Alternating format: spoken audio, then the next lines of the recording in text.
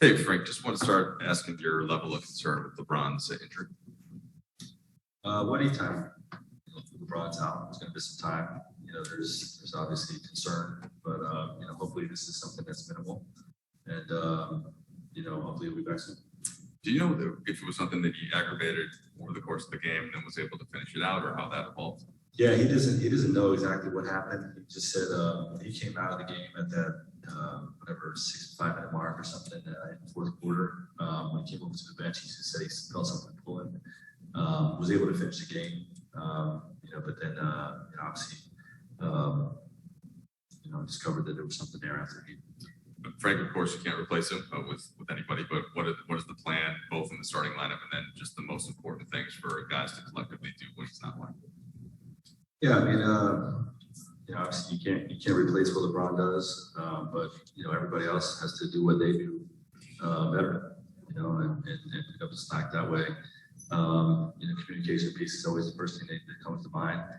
And in terms of the rotation, we're gonna start big again. We'll start DJ and AD, and keep Avery and Bays in the starting lineup with Russell.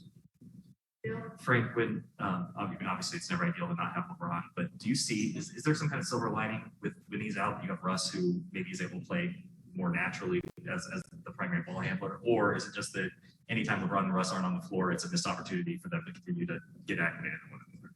Both. We want those guys to get as many minutes as we can together.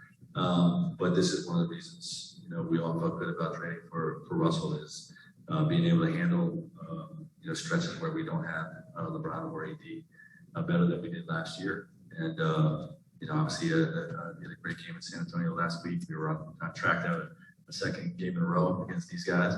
And hopefully, we'll see, Russell have the ball in his hands the way he's more accustomed to. Frank, over here. We asked you about the ankle earlier. You said it had nothing to do with the ankle last year. The abdomen's pretty close to the groin. Does it have anything to do with the groin? Yeah, they don't believe it's the same. It's not a reaggravation of that. Hey Frank, Anthony's strong performances in San Antonio and OKC without LeBron. What do you think will go into being able to have those kind of performances moving forward whenever LeBron is on the court? Yeah, I just think he has a mindset. If LeBron's out there, he's got to raise his level and raise his assertiveness. I just think that you saw that in those games. Hopefully, we see it again tonight and during this stretch while we don't have LeBron. He must be carry more of the load.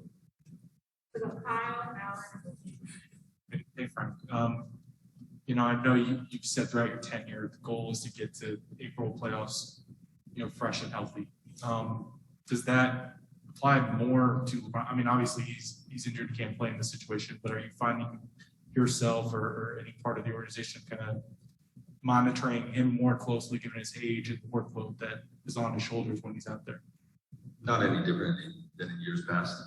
We want to be responsible with his minutes and, like you just said, get to the finish line as healthy as possible, but also as in rhythm as possible. And, that's a balance that we strike throughout the year.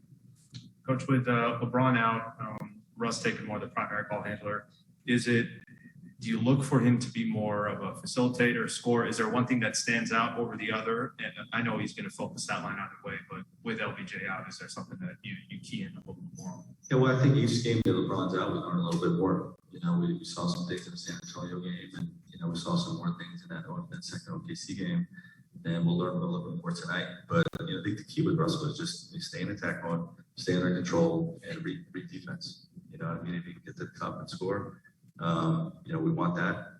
But obviously, help comes. Use his great passing ability and get others involved. And I do think one of the things that we can continue to grow is not just make it completely Russ AD central. You know what I mean? Like, let's get everybody involved, get the ball moving side to side. Just looking at that second half in OKC, we didn't do that enough. And hopefully we'll have just more of a team approach tonight. Frank, is Wayne Ellington going to play tonight? What do you hope to get out of him? Yeah, we're going to see Wayne tonight. We'll get it in there. Any time frame limitation for him, or what he can do, can't do? 48, 53 if it's overtime. Just responsible minutes, that's all. No restriction. Frank, obviously third straight start for Avery. When you guys picked him up, is there any world in which you imagine this guy might start for us again? Not at that moment, but obviously, saw the need. What Avery does, and he's been really good for us. We're certainly not locked into any star lineup. I really feel good about what a lot of the guys are doing. Malik's had a couple tough shooting nights, but I like what he's bringing to the table. Austin's playing well. Baze is playing well. Obviously, we're getting Wayne back. We'll have Taylor back soon. So, we're not going to be locked into anything. Feel good about our depth at wing, but Avery's been really good for us so far. Oh, just with LeBron out with Rondo, more likely to see reports. Yeah, Rondo will play when the backup minutes when Russell's out. The tricky thing is the way Russ likes to play. It's it's not an 8-minute run and sit for 8 minutes. He's in, he sits for 2 or 3, and then he gets back in. So we'll probably see them some together, which is not an ideal lineup. But when you just have the mindset, put your best players out there and have them figure it out.